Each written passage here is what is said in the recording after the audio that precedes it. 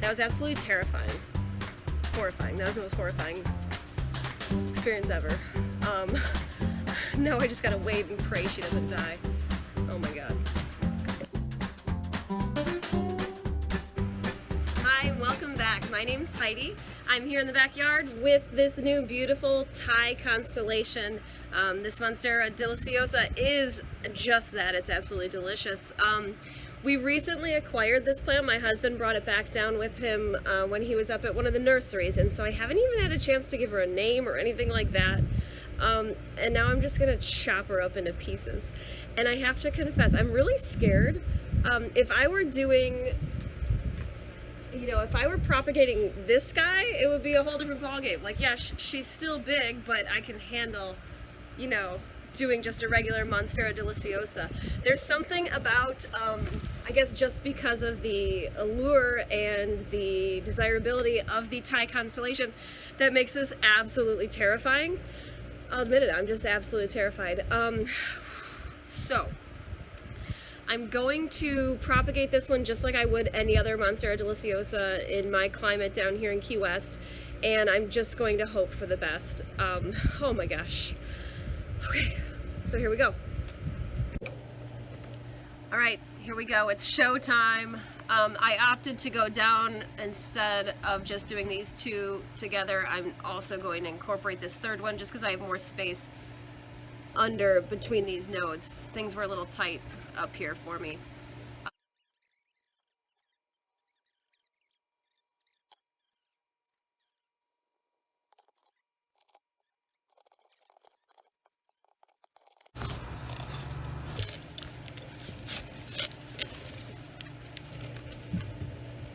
Okay.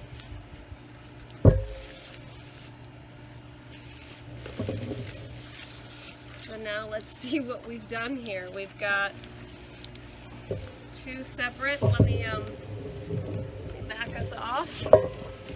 Oh my gosh, we might just need to stop there and clean. I'd cleaned that cut up, and now then we've also got this one. Man, that's still gonna be beautiful. She's got tons of air roots too. Wow. Yeah, that'll be beautiful. Okay. And so then this is the mother plant. If I were to turn her, she's now got her 4 leaves. I'm seriously going to reconsider cutting off any more. It was like traumatic for me. So we'll regroup in a moment. Okay, so here we are. Eddie and I have just whacked this baby to pieces. This Monstera Thai constellation has now been chopped. I'm going to put these 3 leaves into a pot. I'm going to figure out what to do with their air roots as well. And the mother plant behind me here is still looking pretty nice the way it is with those 4 leaves. So rather than messing with it and getting greedy is really all it comes down to, I'm gonna stop here, and we're hopefully gonna have success with this. Hopefully. All right, so let's go ahead and get to potting.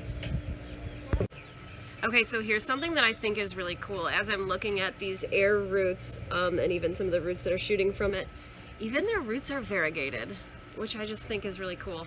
I don't know. I don't know how I expected them to be, but I didn't know that.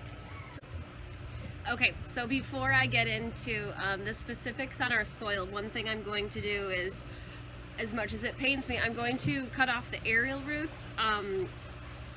My thought and what I typically do is snip them or cut them off, because anything that is able to rot in my pot is not good. So I want to get any organic matter that I don't think has a chance of making it, I want to get it out of there. And so my thought is that these aerial roots, if I have them submerged under soil, then they're going to be more prone to rotting and therefore more prone to killing my plant off, which I do not want. So I'm going to use my knife and just kind of hack off as many as I can, as close to the node as I can, and that will help me. Man, I need my lobs again. Let me grab my snips.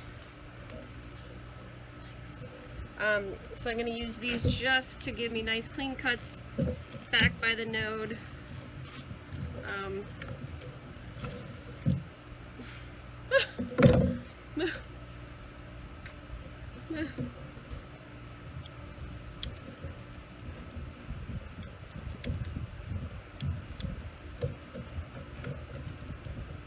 You know, so if a plant had like maybe less than 3-inch aerial roots, I would leave them.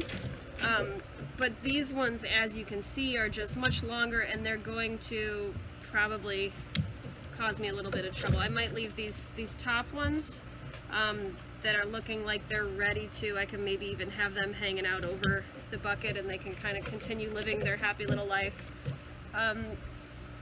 These air roots, you know, we're doing a great job at doing what they're supposed to be doing, right? So they shoot out from the plant, and they're used to help vine and climb on things. But additionally, these plants sometimes just crawl across the floor in nature, right? So these also, if they're on the ground, will then kick off other roots that are then going to dig themselves into the soil and just help get more nutrients for the plant. So in a perfect world, it would be great to keep these, but sorry, not today. I hope I'm making the right choice. Man, that one was a big boy. I'm going to try to get even more of that off.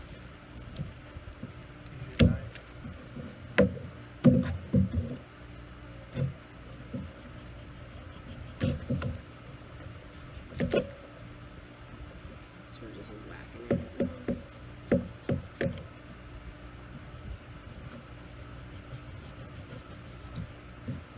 Now you can't really see what I'm doing, sorry. I just want to get any of that extra matter that will decompose and rot. I want to get it as close back to the node as I can.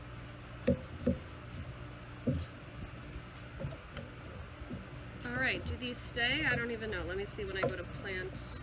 I think I could use this pot. Let me see if I can use just this 3-inch pot. I mixed some perlite and jungle mix up in this one. I have sphagnum moss, but I'm not going to use it. I don't usually use it, so I figured why start today. I might just leave these guys, and I already cut enough of his toes off. I don't want to hurt it anymore. I think I'm gonna go ahead and try and get this guy stable in here. I might even put a pole in here just to see if I can use that to stabilize it and support it so that it's not wasting all its energy just to try to stand up. I probably could have left some more of those aerial roots on, but we know that when we snip things off, sometimes things grow back double, so we'll just have to wait and see how it goes. Alright, so I'm going to go ahead and add jungle mix back in. Okay, well, we did it. So I ended up using a bamboo stake here that I tied to this leaf to help support this whole plant. This side leaf here is what kind of is going to make it want to be a little bit wonky.